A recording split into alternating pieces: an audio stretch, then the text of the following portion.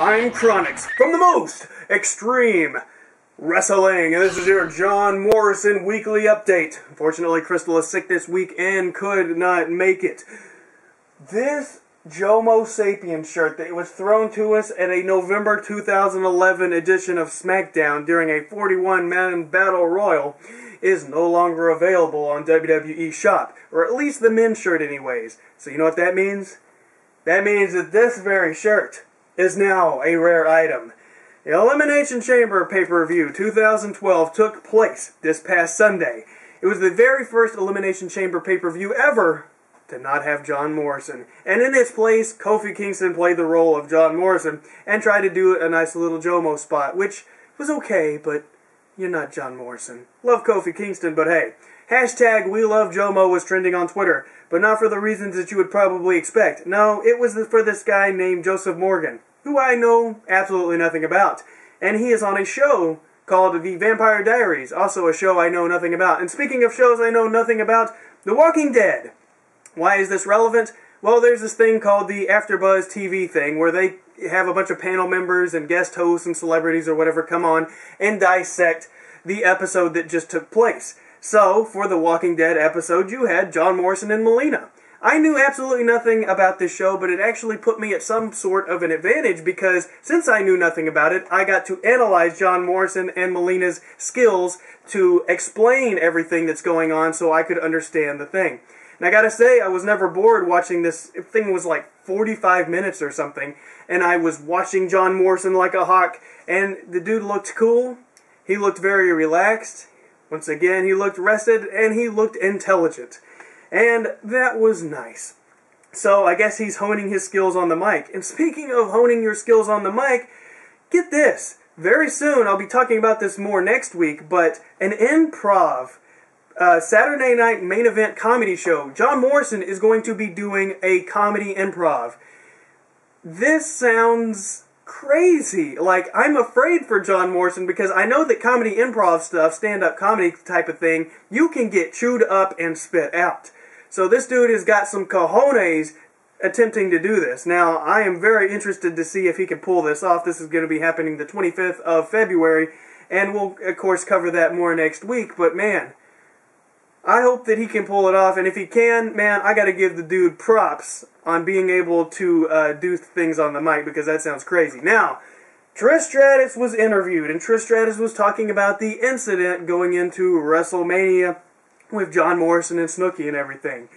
And she says, and this is a quote, it says, this is apparently John Morrison speaking, I just really a fan of you coming in. This has to be a typo. It has to be, for this to make sense, as I am not a fan of you coming in. And she talks about how this incident with the cold shoulder happened after Raw. So I always was under the assumption that it happened during Raw or at WrestleMania, but apparently it happened after a Raw. And she goes on to say that she thought that they could have made a good tag team and that they could have had some awesome moments between them, you know, going on past that, but it was not to be because, you know, John Morrison and them were not on the same page. And I have to kind of call her out. I've always been a huge fan of Trish Stratus, but seriously?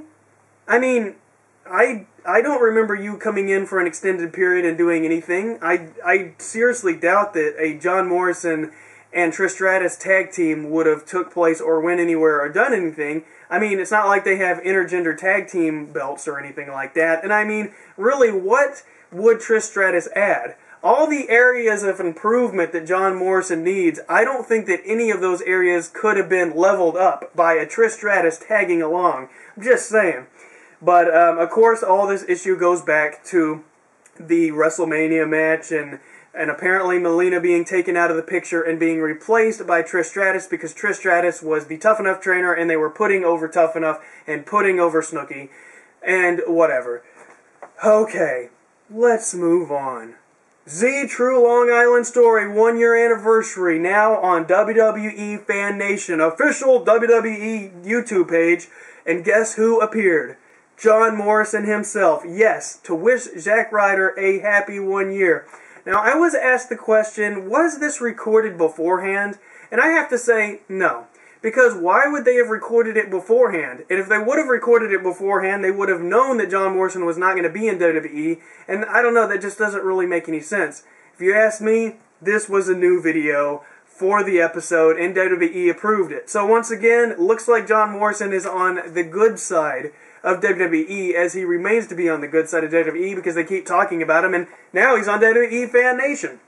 So hey. And this is a very interesting thing for me, the Z True Long Island story. Why? Well, because I remember back in 2010, I wanted to get on YouTube and talk about wrestling. One of the big reasons I wanted to get on YouTube and talk about wrestling was because I believed that the future of young talent getting themselves over had a lot to do with lying in getting onto YouTube, getting onto social media, and exposing yourself, putting yourself out there, doing something like what Zack Ryder ended up doing, getting himself over with a YouTube show. Because I just really felt that that was the future of young talent getting over and old talent staying relevant. And I wanted to get on YouTube, but I was apprehensive about it.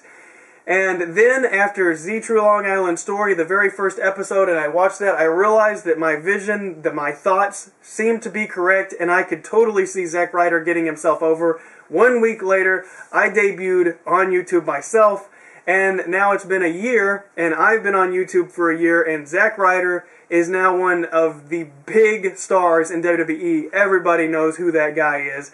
So, man, that is awesome. And actually, one of the original ideas I had for my show, which I was actually apprehensive about doing too, was the John Morrison Weekly Update. But I started doing it, and it seemed to turn out to be some sort of success. So that's awesome. I'll see you guys next week as we take a look into John Morrison's comedy improv.